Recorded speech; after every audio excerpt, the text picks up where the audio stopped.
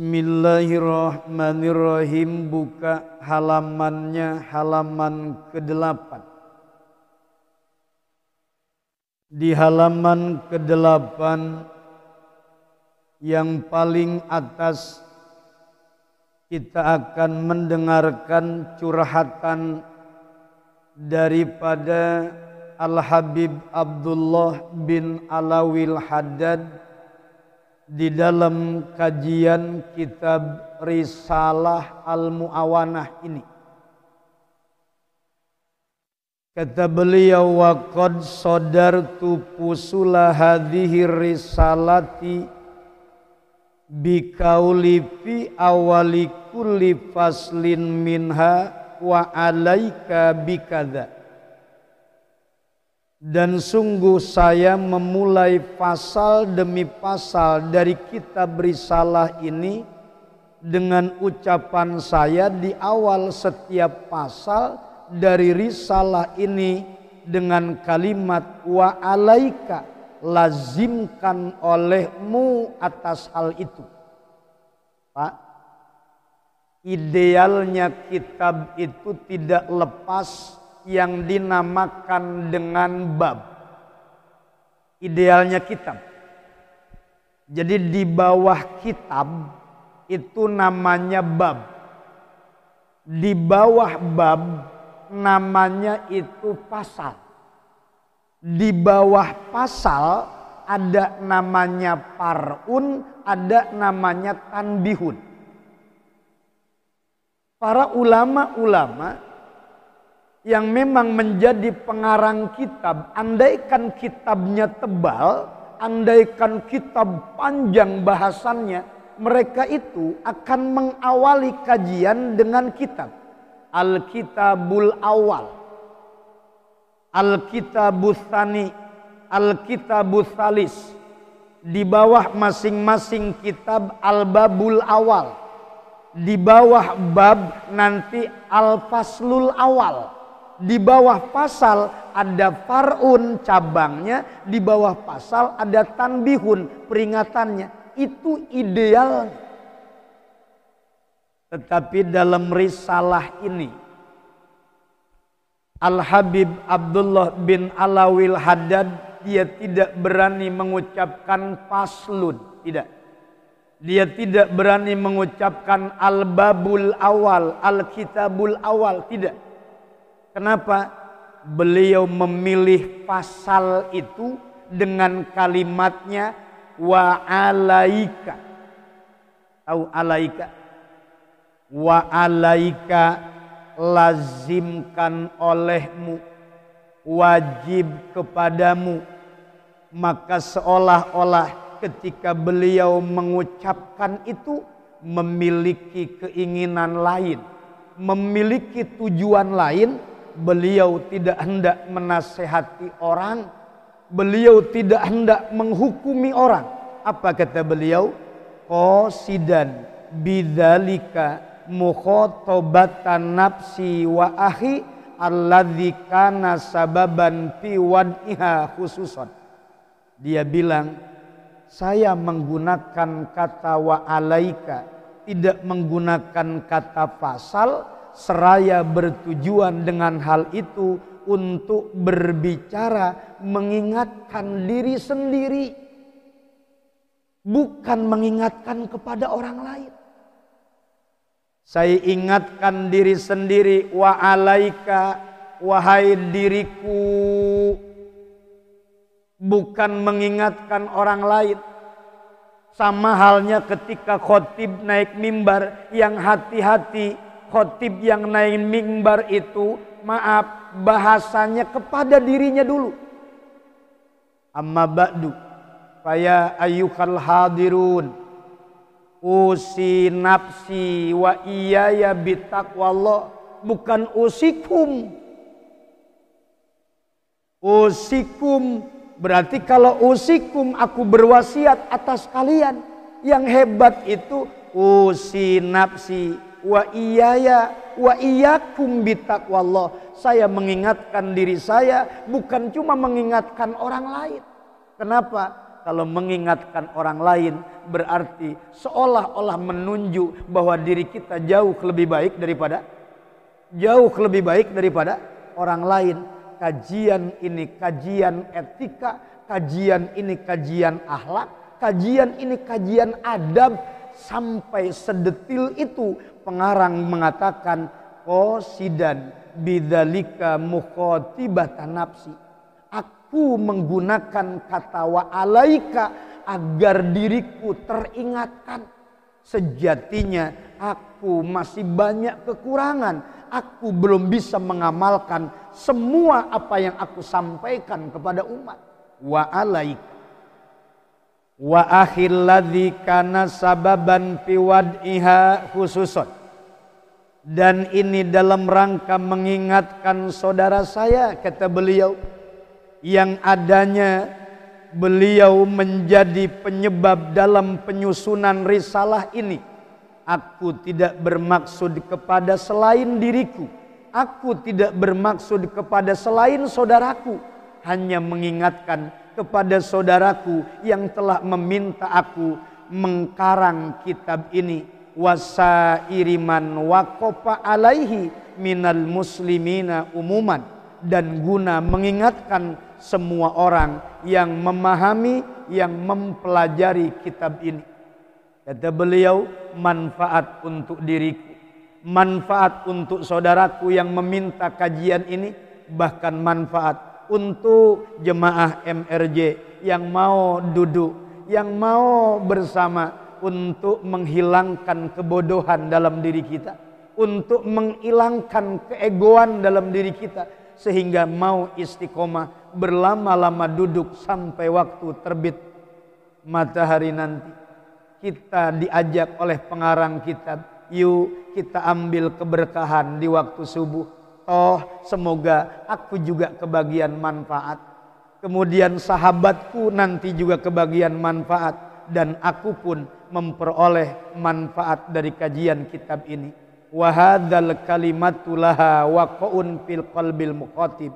Dan kalimat tadi wa alaika, semua orang, kalimat tadi memiliki pengaruh yang kuat di dalam hati orang yang diajak bicara. Beliau katakan, justru dengan mengucapkan wa alaika, seolah-olah berbekas di dalam diriku. Aku tidak mengingatkan orang semata, aku tidak mengajak orang semata, melainkan mengajak diriku. Tujuannya apa? Wa anju biha insya Allahu ta'ala minat taubi. Intinya adalah dengan kalimat wa alaika, tidak dengan paslun, saya dapat selamat insya Allah dari celaan. Minat taubi, dari celaan. Wal wa'idil waridina fi hakiman yakul wala yaf'alu wa ya'lamu wala ya'malu. Kata beliau, aku menggunakan kalimat wa alaika agar terbebas dari celaan dan ancaman syariat. Emang ada Pak ancaman syariat kepada ustadz? Banyak. Ancaman nasihat, ancaman kepada kiai, kepada ulama ada. Maka pagi ini saya sampaikan, kajian ini adalah ancaman buat saya pribadi. Kajian ini ancaman, teguran daripada Allah buat saya yang menyampaikan. Maka sejatinya kajian yang akan kita pagi kaji ini menegur keras kepada orang man yakulu wala ya'malu, orang yang cuma sekedar berbicara tapi tidak pernah bisa mengamalkan. Wa ya'lamu wala ya'malu, dia tahu tapi maaf kemudian belum tergerak untuk mengamalkannya. Ini teguran kepada siapa? Man yakulu, orang yang banyak ngomong, orang yang pandai bicara, orang yang rajin pidato, ceramah dari panggung ke panggung, nasehatin orang. Sementara dirinya jauh dari kata nasihat. Orang pandai kemudian memotivasi orang lain, tapi dirinya tidak dapat dia motivasi sendiri.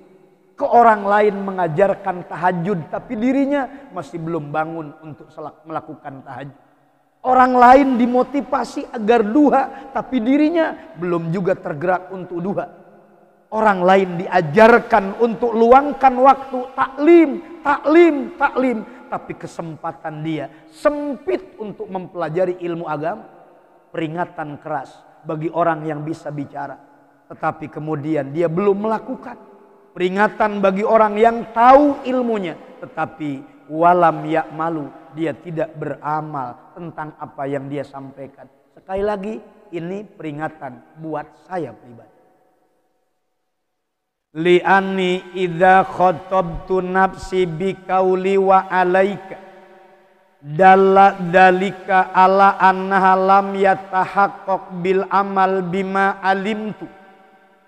Karena sesungguhnya ketika saya berbicara pada diri saya berbicara kepada saya pribadi, nafsu saya, diri saya, dengan ucapan wa alaika, mestikan dirimu, wa alaika, dawamkan dirimu, maka menunjukkan hal itu atas bahwa diri saya belum terbukti untuk berbuat dengan sesuatu ilmu yang telah saya ketahui. Ngajarin ke orang untuk soleh, sejatinya pribadi saya belum soleh, kata beliau.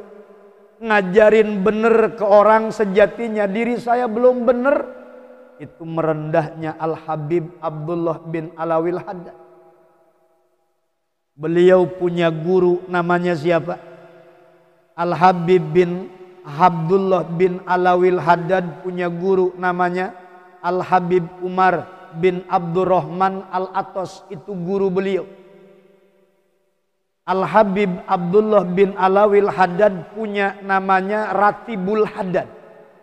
Beliau punya Ratibul Haddad, biasa di pondok kita baca setiap ba'da subuh, Pak. Panjang kita wirid kalau di pondok, sampai 5:30 kita wirid. Itu yang kita baca, Ratibul Haddad. Tapi apa kata beliau Al-Imam Abdullah bin Alawil Haddad? Baca juga ratib daripada guruku, namanya Ratibul Atos. Karena itu adalah ratib daripada guruku, di mana dia bilang, aku tidak akan memiliki ratib andaikan aku tidak mempelajari, mengamalkan ratib daripada guru. Makanya sampai tua itu pun kita harus punya guru, Pak. Sampai kapanpun sanad keilmuan kita mesti nyambung kepada guru kita. Tidak bisa seorang ustadz sekali berkelasnya kelas nasional. Apalagi ketika kemudian ustadznya ustadz internasional, Pak. Dia nggak punya guru mursyid, dia nggak punya penasehat. Mau bagaimana? Siapa yang ngenasehatin? Nung jamaah nggak bisa ngenasehatin, Pak. Bapak pernah ngenasehatin ustadz? Kan nggak pernah. Pernah ngenasehatin kiai? Kan nggak pernah. Yang menasehati itu ya gurunya. Cuma kata Al-Habib beliau, saya akan menasehati dengan kitab yang saya hafal, yang saya buat. Wa alaika, dia menasehati dirinya sendiri. Kenapa sebabnya? Yang paling penting itu diri, rubah diri. Anda belum soleh, maka dinasehatin lewat kitab ini. Kita belum soleh, dinasehatin kitab ini. Kita tuh belum bener, makanya lewat kajian ini hitung-hitung ngenasehatin diri. Wa ala anilam azal ahatta alasti malima tad'u ilaih. Dan atas hal bahwa saya tidak berhenti, saya tidak henti-hentinya mendorong diri saya untuk mengerjakan sesuatu yang kami selalu mengajak kepadanya. Kami mengajak orang lain, tetapi bukan cuma mengajak orang lain, saya selalu menekankan kepada diri saya. Wa bidzalika yajulu talbis alal mu'minin wan nisyan li nafsil ladzi wasafallahu ta'ala bihi mal la yaqilu fi qaulihi ta'ala. Dan dengan hal itu dapat hilang kesamaran bagi orang-orang yang beriman, dan dapat hilang kealpaan bagi diri saya bagi diri yang Allah Ta'ala telah mengilustrasikan mengenai hal itu pada orang yang tidak berpikir dalam firman Allah Ta'ala. Lihatin Pak, bagaimana Allah Subhanahu wa Ta'ala menegur para asatid, bagaimana Allah Ta'ala menegur kiai, menegur ulama, menegur khotib yang selalu memberikan nasihat kepada diri kita, sedangkan ternyata mereka tidak kena dengan nasihat itu, cuma pandai menyampaikan sementara diri belum melakukan, cuma pandai soal keilmuan tetapi dia belum mengamalkannya. Padahal ketika ilmu tuntutannya adalah mesti amalkan. Mana tegurannya? Lihat teguran saya pribadi. Atamuruna nasa bil birri wa tansawna anfusakum wa antum tatlunal kitaba afala ta'qilun. Surat Al-Baqarah ayat 44. Allah katakan, atamuruna nasa bil birri, mengapa kamu suruh orang lain mengerjakan kebaikan? Anda ajak orang lain untuk bertakwa, tapi pribadi Anda sendiri jauh dari kata muttaqin. Anda ajak orang lain untuk menjadi muhsin, orang yang memotivasi diri berbuat baik, tetapi Anda sendiri belum menjadi orang-orang yang baik. Anda mengajak orang lain untuk beriman, padahal keimanan Anda pun masih diragukan. Kita memotivasi orang untuk bisa ibadah, tapi diri kita belum juga meningkat ibadah. Maka kata Allah, atamuruna nasa bil birri, omong kosong apa yang kamu katakan. Nggak ada buktinya. Kenapa? Watan sauna anfusakum, ke orang kamu pandai menasehati, sementara atas dirimu watan sauna anfusakum, kau melupakan terhadap dirimu sendiri. Pandai menuntut istri, tolonglah berubah. Kita berumah tangga bukan cuma sekedar setahun 2 tahun, rubahlah diri, belajar lebih dewasa, belajar lebih tawakal, menuntut istri untuk berubah. Usia pernikahan sudah 20 tahun, berubah. Tapi maaf, suaminya yang menasehati belum juga mau berubah. Temperamennya dari dulu kagak hilang, angkuhnya dari dulu kagak hilang, otoriternya dari dulu gak pernah hilang, kasarnya dari dulu gak pernah hilang. Menuntut istri suruh berubah, sementara suaminya gak berubah. Bahkan ada orang tua yang selalu menuntut, menekankan kepada anak, kamu mesti begini nak, kamu mesti begini. Tapi maaf, orang tuanya belum bisa apa-apa. Pak, kita tuh selalu menuntut orang lain untuk berubah, sementara diri kita kapan mau berubah? Atamuruna nasa bil birri, pandai memerintah kepada orang lain berbuat baik, wa tansawna anfusakum, melupakan diri kita, wa antum tatlunal kitaba afala ta'qilun, padahal dia baca hadisnya, dia baca ayatnya, dia paling pinter ilmunya, paling pandai urusan agama, tapi maaf, tidak mengena kepada dirinya, hanya berlaku untuk orang lain. Ini kajian tasawuf sampai begini Pak. Ngaca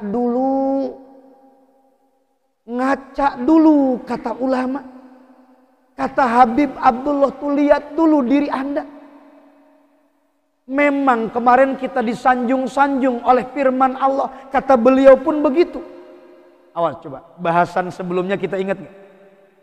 Bahasan sebelumnya itu di suratnya surat Fussilat, surat 41, ayatnya ayat 33. Pak. Allah bagaimana menyanjung, mengistimewakan. Yang paling tinggi derajatnya orang itu adalah orang yang selalu mengajak kepada yang lain, memotivasi kepada yang lain, mengajak kepada agama Allah. Silahkan dibuka surat 41 ayatnya ayat 33.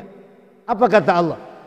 Wa man ahsanu qawlan mimman da'a ilallah wa amila sholiha wa qala innani minal muslimin.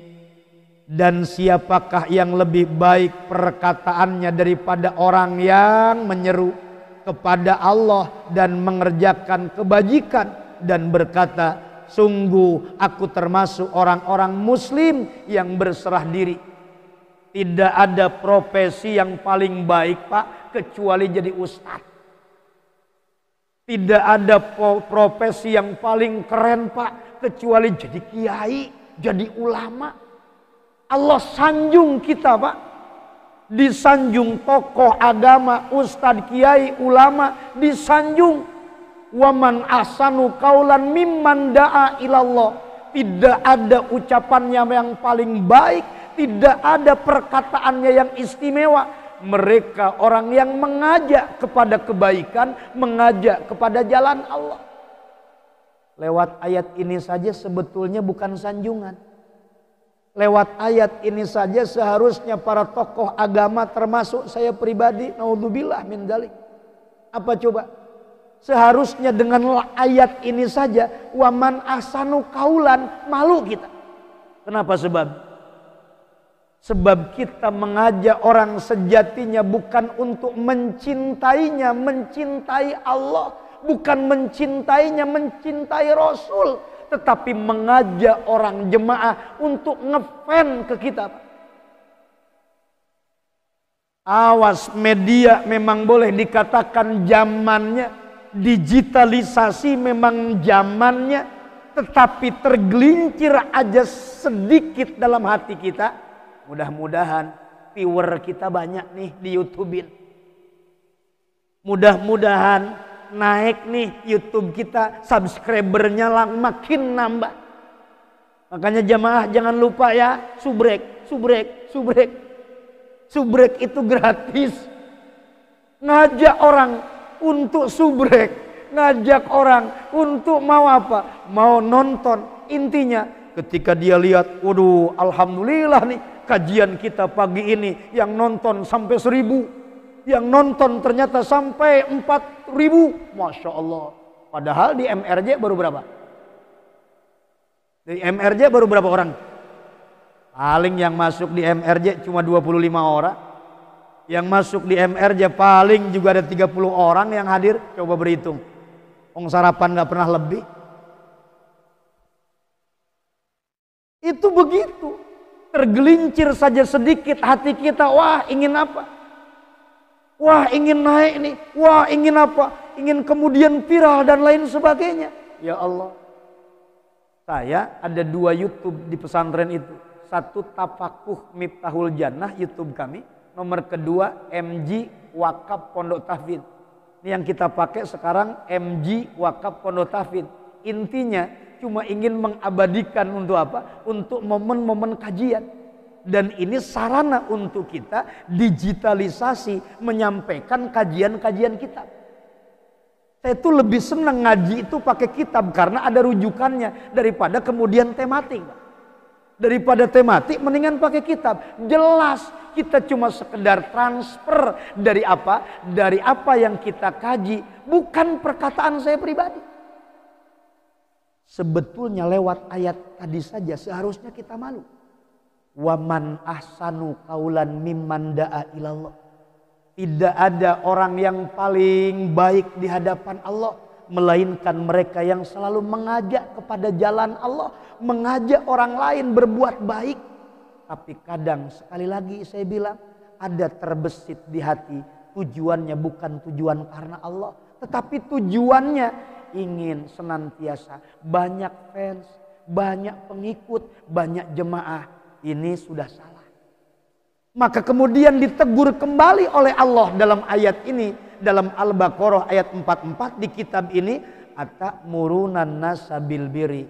Jangan salah, Anda selama ini belum benar ngajak orang soleh, tapi Anda masih salah. ngajak orang untuk beriman tapi Anda masih ragu-ragu. Atamuruna nasa bil birri wa tansawna anfusakum.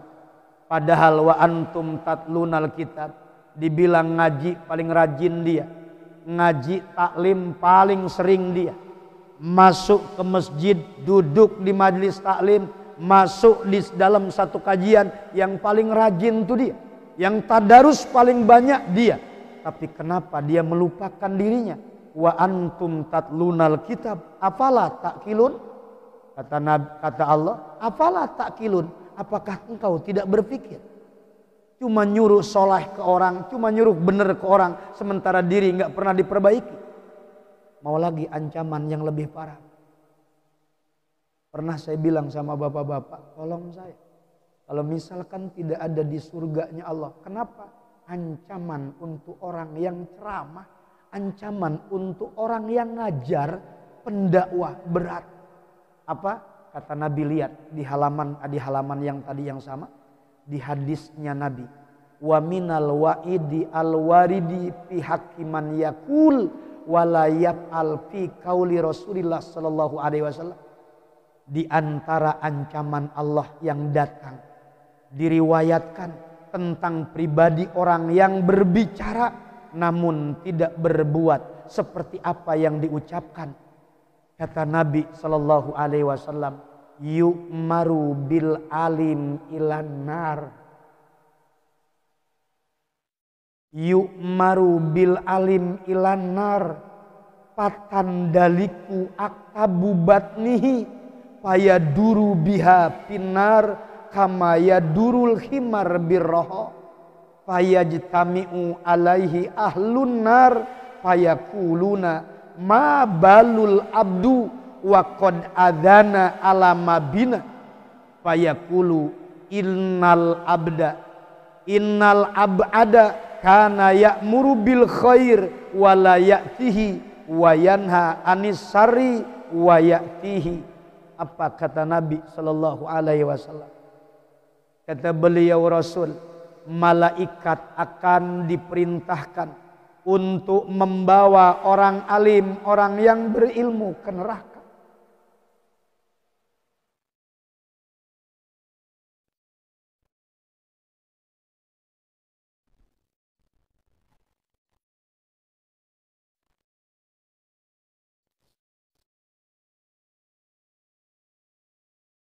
Orang alim didorong oleh malaikat. Ustaz, kiai, ulama didorong oleh malaikat, dipaksa masuk neraka. Saat dipaksa dia didorong masuk ke neraka, apa yang terjadi? Patandaliku aktabu batnihi, dilihat lalu terbuai keluar usus-usus perut orang alim tersebut lebih parah daripada orang-orang yang memang boleh dikatakan bodoh. Lebih parah siksaannya daripada orang-orang yang tidak mengerti. Orang alim, ulama, ustadz, kiai yang senantiasa mendakwahkan ajaran agama, mengajak kepada kita, kepada Allah, mereka duluan yang didorong oleh Allah masuk neraka. Patandaliku aktabu batnihi, terurai keluar usus-usus perut daripada mereka. Kenapa? Sebab lihat bagaimana pedihnya siksaannya. Payaduru biha pinar kama yadurul khimar birroho. Lalu dia berputar-putar di neraka, kelojotan dengan membawa ususnya. Kelojotan di neraka, ususnya terurai, dia pegang di dalam neraka. Sebagaimana kelojotannya keledai berputar-putar di penggilingan padi. Berputar-putar saking beratnya siksaan ustaz. Saking beratnya siksaan ulama, saking beratnya siksaan kiai. Betapa mereka orang alim tugasnya berat. Dan yang paling berat bukan cuma menyampaikan, tetapi bagaimana dirinya bisa berbuat dari apa yang mereka sudah sampaikan. Sampai dikatakan ditonton orang banyak. Kirain ketika di neraka beliau ternyata masuk kelojotan, ususnya terurai, dia pegang berputar-putar seperti orang yang memang ternyata tadi digambarkan ibaratnya ibarat khimar dalam penggilingan padi berputar-putar. Yang lebih malu lagi ketika ternyata yang melihat adalah jemaah MRJ. Yang lebih malu lagi ketika yang melihat adalah jemaahnya. Apa yang terjadi? Ternyata lebih bagus jemaahnya dibanding ustadznya, Pak. Kiainya yang dibilang top, ustadznya yang dibilang top, ulamanya yang dibilang top, nasibnya ada di neraka kelojotan, sementara jemaahnya nonton. Fayajtami'u alaihi ahlun nar fayakuluna ma balul abad.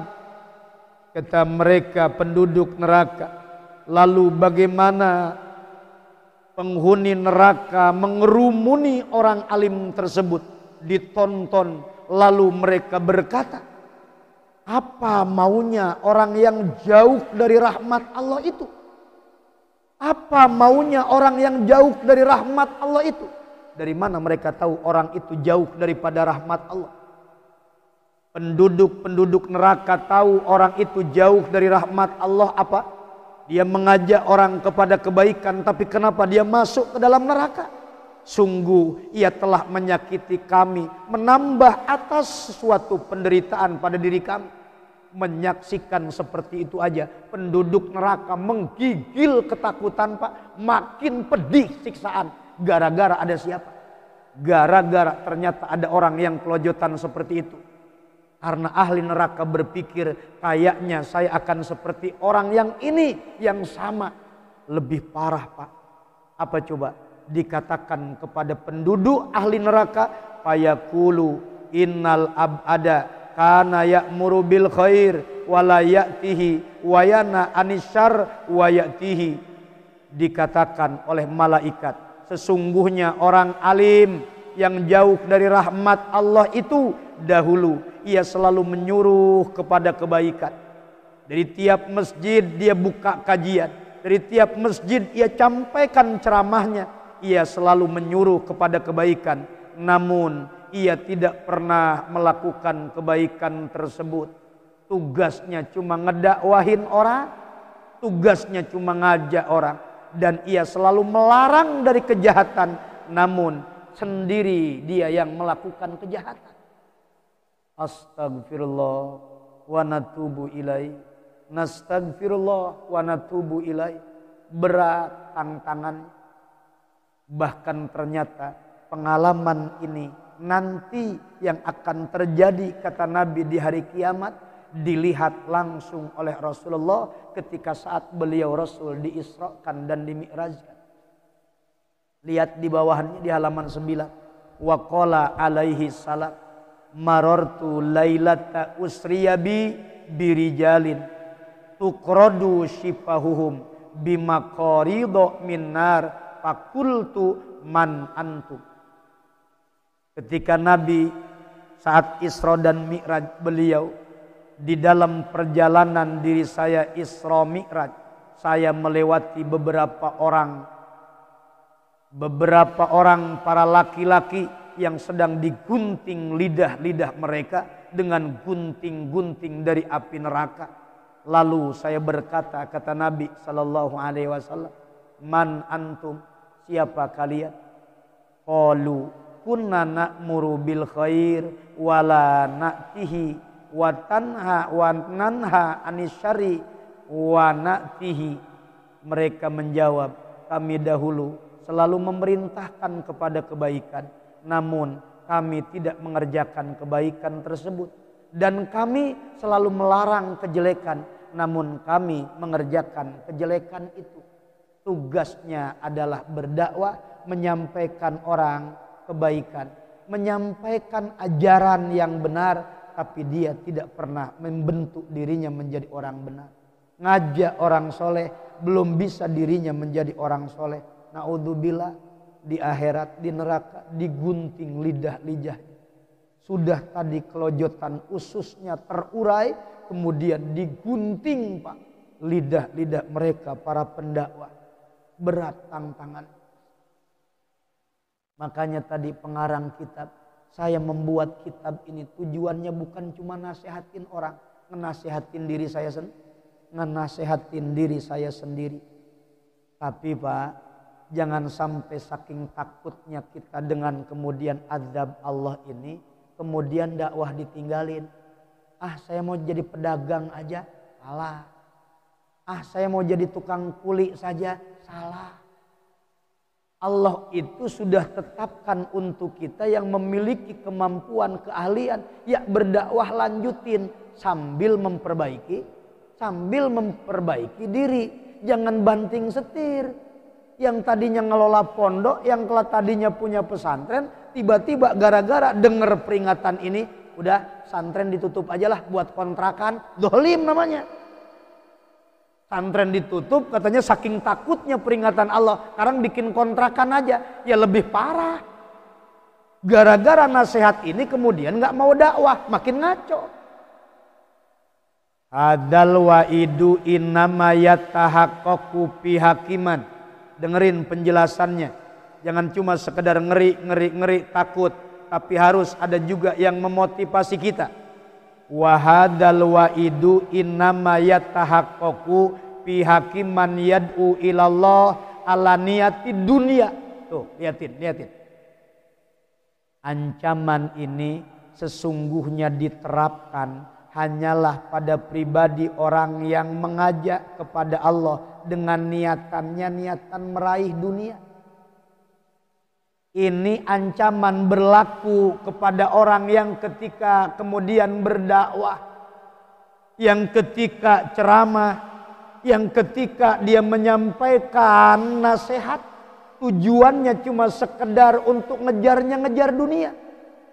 Ingin viral di media, ingin terkenal, ingin mendapatkan kehormatan, ingin mendapatkan sanjungan, ingin mendapatkan pangkat jabatan, atau mencari keuntungan lain. Ini ancaman berlaku untuk orang yang berdakwah tujuannya adalah dunia. Jadi kalau ada orang yang ketika berdakwah tujuannya memang semata-mata ikhlas, mencari keridhaan Allah bukan karena dunia, maka tidak kena ancaman ini. Wa yakutsu 'alal khair wa huwa musirun 'ala tarki. Dia menganjurkan kepada kebaikan namun ia senantiasa meninggalkannya, tidak melakukan kebaikan tersebut. Diancam oleh Allah, diancam oleh Rasul. Wa yukadziru minas syari wa huwa musirun ala fi'lihi riya'an wa sum'atan. Ia melarang daripada kejelekan, namun ia terus-menerus mengejar kejelekan itu. Ia menganjurkan, melarang orang karena ria, ingin pamernya pamer ilmu. Makanya ngajak berdebat mulu, berdebat. Dalilnya mana? Yang ditanya tuh dalilnya mana? Ngajak berdebat, beradu argumen terus sama orang. Dari dulu sholat kagak pernah khusyuk, sebab ketika sholat ngegerutu mulu. Ini kunut bener kagak ya kunut? Lagi sholat masih mikirin kunut bener apa kagak? Ini kunut sah kagak ya? Saya kagak kunut, kan imam kunut. Kayak iya imam kagak sah nih sholatnya. Ya kagak bisa lah. Selalu saja ketika sholat nggak pernah menemukan kedamaian. Kenapa? Hatinya yang selalu berdebat. Ketika melihat orang lain salah tuh nggak pernah kemudian hatinya legowo. Begini dia bilang, ya masing-masing orang kan sesuai referensinya. Masing-masing orang sesuai dengan referensinya. Dengan referensinya buat pribadinya dia nggak kunut, bagus. Buat referensi kita yang kunut juga lanjutkan. Jangan sampai berdebat mikirin orang sah apa kagak sah. Ujung-ujungnya berjamaah ente yang nggak sah, kan begitu. Jadi di sini jangan jadi perdebatan. Mengajak orang ingin ria, ingin pamer ilmu. wasum'atan, ingin bisa apa? Ingin dilihat orang, didengar orang. Itu yang memang tujuannya dunia oleh Allah diancam. Yang tujuannya ingin pangkat, ingin jabatan, banyak jamaah dan lain sebagainya, itu namanya apa? Itu namanya dilarang. Makanya saya sering ngomong ke jamaah, yang namanya buka kajian, buka taklim itu ada 2 orang, 3 orang kita ngaji terus. Nggak usah mikirin jemaah, jemaahnya kagak ada, libur dulu ya, nggak usah. Berarti ngaji pengen jemaah, bukan itu. Yang namanya dakwah mah 2 orang, 3 orang pengajian lanjut terus. Lantas kalau misalkan orang yang ternyata mengajak dalam dakwahnya kepada jalan Allah jauh daripada tujuan dunia, kira-kira bagusnya? Bagusnya? Hanya semata mengajak kepada Allah. Baca kembali. Wa amman yad'u ila babillah wa huwa ma'adzalika yalumu nafsahu wa yanhaha anit taksir wa yakhuthuha ala tasmir fannajatu marjuwatun lahu. Maka adapun orang yang mengajak kepada pintu Allah dan ia menyertai hal itu, selalu mengancam dirinya dan melarang dirinya dari sikap kecerobohan dirinya, dan ia selalu mendorong dirinya untuk bergerak cepat menuju Allah. Jangan cuma jemaah yang disuruh, jangan cuma jemaah yang diajak. Ajak dirimu untuk bisa sholat khusyuk, ajak dirimu untuk bisa memperhatikan sunnah, ajak dirimu untuk menghindar daripada maksiat, ajak dirimu agar tidak cerobok dalam ibadah. Tuh lihatin, nasehatin siapa tuh? Diri sendiri. Orang yang menasehati diri sendiri bukan cuma ngenasehatin orang, maka keselamatan adalah hal yang masih bisa diharapkan oleh orang itu. Dia masih bisa selamat dengan ceramahnya, dia masih bisa selamat dengan dakwahnya. Wa ala kulli halin falladzi ya'lamu wa la ya'malu ahsanu halan wa arsadu tariqatan wa ahmadu akibatan minal ladzi la ya'malu wa la ya'lamu. Kata tadi Pak, perbandingannya orang yang cuma bisa ngajak sementara tidak bisa dia berbuat, itu dicela. Orang yang berilmu tapi tidak bisa mengamalkan, itu dicela. Tapi saya tanya sama bapak-bapak, orang yang berilmu dengan orang yang tidak berilmu lebih bagus mana? Orang berilmu belum bisa ngamalin, dengan orang yang tidak berilmu belum beramal, bagus mana? Masih mending punya ilmu mah Pak. Kapan-kapan juga mungkin dia akan tergerak. Tapi yang repot yang nggak punya ilmu, kapan amalnya? Kung ilmunya nggak ada. Nah di sini satu motivasi lagi buat kita. Jadi jangan sampai gulung tikar ya. Jangan sampai kemudian pesantren ditutup. Jangan sampai kemudian dakwah diberhentikan. Jangan. Kenapa sebabnya? Dalam hal ini itu, maka orang yang mengerti, orang yang berilmu, namun ia tidak mempraktekkan ilmunya, itu lebih baik kondisinya dan lebih dapat petunjuk jalannya, lebih terpuji kesudahannya akhirnya dibandingkan orang yang tidak berilmu dan udah nggak punya ilmu kagak berbuat. Mending orang yang punya ilmu walaupun bisa berbuat. Kita hari ini tahu nih, kita hari ini paham nih kajian kita. Sekalipun belum bisa hari ini kita amalkan, paling tidak minggu besok bisa setar, kan begitu? Sudah ada ilmunya. Maka dikatakan warubama qolal qail mimman la yaqilu al kutub katsiratun wa fiha goniyatun wa kifayatun wala faidata fi tasnifil kutub fi hadza zaman. Pak, sampai ada yang nasihatin orang tuh begini, udah zaman sekarang ngapain bikin kitab, ngapain ngarang buku, kagak laku sekarang mah. Sekarang mah udah zamannya zaman YouTuber. ngapain bikin buku, ngapain ngarang kitab zaman sekarang. Udahlah nggak usah. Ternyata Syekh Abdullah bin Alil Haddad juga ada yang ngomong begitu. Ada yang ngomong begitu. Terkadang berkata orang yang seorang pengucap dari orang-orang yang tidak berakal. Ada kadang yang nasihatin begini. Kitab-kitab itu kan sudah banyak. Karangan-karangan itu kan sudah banyak. Dan di dalam kitab-kitab itu mengandung penjelasan yang mencukupi dan memadai. Dan tidak ada gunanya untuk mengarang kitab lagi di zaman sekarang. Ngapain sekarang ngaji kitab lagi? Ngapain sekarang ngarang kitab lagi? Jadi ngaji kitab juga nggak usah. Nggak usah. Udah dengerin aja. YouTube. Ilmu mah nyari ustadz YouTuber. Nyari ustadz yang viral. Nggak usah ngaji di majelis taklim. Capek-capek subuh-subuh datang. Pak, capek-capek subuh-subuh. Capek-capek subuh-subuh datang. Hadir di majelis taklim. Wong pengarang kitab sudah banyak. Itu pengarang kitab sudah banyak. Kita hari ini ngajinya ngaji kitab. Lah, udah jadul itu mah Pak. Nggak usah lah ngaji-ngaji kitab lagi. Masya Allah. Ngomong yang orang begini nih siapa nih?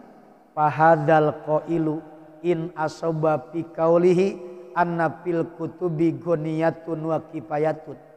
Maka orang yang berkata begini, jika ia benar dalam ucapannya bahwa di dalam kitab-kitab yang telah ada itu mencukupi dan memadai penjelasannya, faqad akhta'a fi qaulihi, maka sungguh ia telah keliru dalam ucapannya. La faidata litasnifi fi hadzal zaman. Udah kagak zaman katanya buat buku sekarang mah. Udah kagak zaman untuk bikin kitab sekarang mah. Dikatakan li'anna lil qulub mailan bihukmil jabalati ila kulli jadidatin. Karena ini alasannya orang ngomong begini apa? Alasannya orang ngomong katanya gak usah bikin kitab, gak usah bikin buku. Sekarang mah buku jarang dibaca. Media yang tercanggih sekarang mah sudah ada. Maka dikatakan li'anna lil qulub mailan, bahwa hati manusia secara ketentuannya, tabiatnya itu memiliki kecenderungan kepada segala sesuatu yang baru. Pak, hati itu kan selalu cintanya sama yang apa? Sama yang baru kan? Tanya deh, hati kita selalu cinta sama yang baru kan? Bu, ini jangan-jangan Bu saya ngomong begini bener. Senengnya sama yang baru. Gitu. Yang lama bisa-bisa ditinggalin. Nyarinya nyari yang baru mulu. Disangka yang baru jauh lebih baik kualitasnya dari yang lama. Belum tentu. Ilmu pun begitu. Ilmu yang lama, kajian kitab yang lama. Kira-kira kemudian ada lagi cara baru menyampaikan dakwah. Kayaknya yang dipilih cara baru. Tetapi model lama belum tentu kalah. Itu loh. Memang kecenderungan hati itu selalu yang baru. Wa aidon fallahu yuntiku ulama kulli zamanin bima yuwafiqu ahla. Dan juga karena sesungguhnya Allah akan membuat para ulama di setiap zaman dalam berbicara dengan sesuatu ilmu pengetahuan yang baru yang sesuai dengan penghuni alias orang-orang pada zamannya zaman itu. Saya tanya Pak, ulama yang namanya sekelas Kiai Haji Jainuddin MZ tenarnya kapan? Tenarnya kapan? Ya dulu di zamannya. Sekarang zamannya zaman yang viral siapa? Zaman sekarang ternyata 2 tahun 3 tahun ke belakang. Yang viral Ustadz Adi Hidayat. Yang viral kemudian Ustadz Abdul Somad. Muncul pasca pandemi. Kita lebih banyak nonton kajian Buya Arozi. Artinya apa? Setiap zaman ternyata Allah tahu kebutuhan umat. Allah tahu kebutuhan masyarakat. Maka yang dikirimkan bukan cuma ahli hadis. Yang dikirimkan bukan cuma ahlinya ahli tafsir, yang dikirimkan bukan cuma ahli fikih, tetapi dikirimkan di akhir zaman yang mungkin sudah mendekati kiamat, orang ahlinya ahli hati, Pak. Dikirimkan ulama yang kelasnya bukan memperbaiki jasmani, bukan cuma sekedar memperbaiki fisik, tetapi lebih kepada membongkar bagaimana memperbaiki hati, bagaimana memperbaiki ruh, sebab yang akan kembali kepada Allah ruhani orang. Diajarkan kita oleh beliau tentang kajian ruh, diajarkan oleh beliau tentang kajiannya, kajian kolbu, kan sesuai dengan kebutuhan. Jangan-jangan Buya Ar-Raji hari ini selalu mengkupas kajian itu. Ini pertanda bahwa yang namanya kiamat memang sudah dekat. Yang namanya kiamat sebentar lagi. Perbaikin hati. Ikut kajiannya kajian tasawuf. Ikut kajiannya kajian akhlak. Ikut kajiannya kajian torekat. Mungkin ke sana arahnya. Karena setiap ulama di zaman dahulu memang disesuaikan dengan kebutuhan umat. Zaman sekarang pun ulama-ulama dikirimkan oleh Allah sesuai dengan kebutuhan umat. Berarti watasonifu tablugul amakinal ba'id watabqo ba'dal mautil alim. Karya-karya kitab para ulama, termasuk sekarang tayangan-tayangan medianya, media dakwah, YouTube, Facebook, Twitter, bahkan lain Instagram, lain sebagainya. Seluruh media itu dikatakan, seluruh sarana berdakwah itu dikatakan, karya-karya tulis ataupun media akan dapat mencapai tempat-tempat yang jauh, akan kekal lestari setelah wafatnya orang alim. Hari ini Pak, ketika Bapak buka ceramahnya Kiai Haji Zainuddin NZ, masih bisa didengar. Masih bisa didengar? Sebab ada apanya? Ada apa? Simpanan untuk apa? Ceramah beliau. Di YouTube masih ada. Di kaset masih banyak. Di yang lain masih banyak. Kenapa sebabnya? Media Pak yang mendukung. Jadi hari ini jangan pernah berhenti untuk berkarya. Teruslah berkarya. Orang lain kata apa? Orang lain mau ngomong apa? Nggak usah kemudian kita apa? Kita gubris, yang penting maju teruslah, semangat teruslah untuk berdakwah, sekalipun tadi Allah ancam, sambil kemudian kita memperbaiki diri, maka lanjutkan dakwah. Fayahsulu lahu bidzalika fadlan nasril ilmi, maka keutamaan membuat kitab, keutamaan memiliki kajian, keutamaan untuk kita dakwah lewat media, maka yang akan dihasilkan adalah fadla nasril ilmi, keutamaan tersebarnya ilmu. Ilmu menyebar di mana-mana. Wa yuktabu mu'alliman da'iyan ilallah fi qabri, dan dia dicatat sebagai seorang pengajar yang mengajak kepada Allah di dalam kuburnya. Di dalam kuburnya dia tercatat sebagai pendakwah. Kama qala Rasulullah, seperti halnya Nabi bersabda. Kata Nabi, man an asa lisanahu haqqan yu'malu bihi man ba'dahu ujriya alaihi ajruhu ila yaumil qiyamah. Siapa saja yang terbiasa menegakkan lisannya, mengutarakan tentang kebenaran, lewat dakwah yang akan dipraktekkan kebenaran itu oleh orang sepeninggalnya, setelah wafatnya, maka akan mengalir terus pahalanya, pahala kebenaran itu sampai hari kiamat. Tuh Pak, pahala dakwah tuh begitu. Sekalipun kita sudah wafat, ternyata investasi ilmu masih ada. Mungkin sedekah jariah kita boleh dikatakan gak seberapa.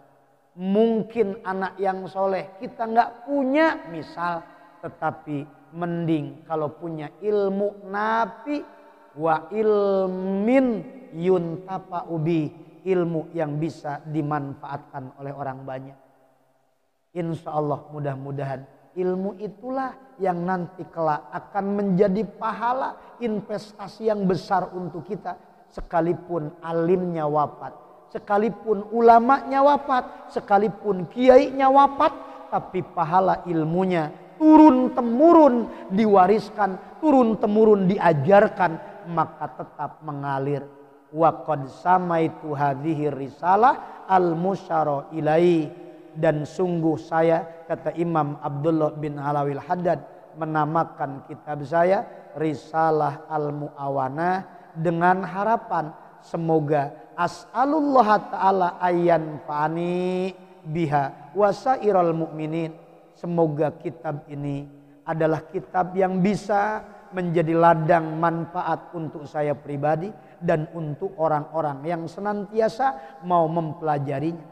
Wa ayyaj'ala jam'ilaha, semoga Allah menjadikan upaya pengumpulan saya untuk risalah ini dan kerja keras saya untuk risalah ini dan penyusunan risalah ini sebagai ibadah yang ikhlas, semata-mata karena Allah, semata-mata mengharap keridhoannya, bukan karena keinginan yang lain. Makanya hebat banget kitab Risalah Al-Mu'awanah ini, judulnya begini Pak, Risalah Al-Mu'awanah Al-Mudhoharati wal Muwadzarati lirragibina minal mu'minina fi sulukil akhirah. Risalah yang dapat saling bantu membantu, harus gotong royong Pak kita, bantu membantu, saling cokong menyokong, saling tolong menolong bagi para penggemar dari kalangan orang-orang beriman yang mau menempuh perjalanan akhirat. Pak, sejatinya perjalanan kita itu kelak akhirat. Dunia cuma sekedar tempat kita transit, di mana kita insya Allah akan menuju kehidupan yang sebenarnya, yaitu akhirat. Fa'akulu, maka kata pengarang kitab, aku berkata. Insya Allah kita akan lanjutkan di pertemuan yang lain, di kesempatan yang lain. Cukup kajian kita pagi ini menegur pribadi saya sendiri. Cukup kajian kita pagi ini menasehati saya sendiri. Jadi saya sampaikan bahwa judul alias tema kajian kita pagi ini adalah ancaman keras bagi para pendakwah. Bagi para pendakwah harusnya pandai memotivasi diri. Itu saja, mudah-mudahan ada manfaatnya, khususnya untuk pribadi saya dan umumnya untuk hadirin jemaah sekalian.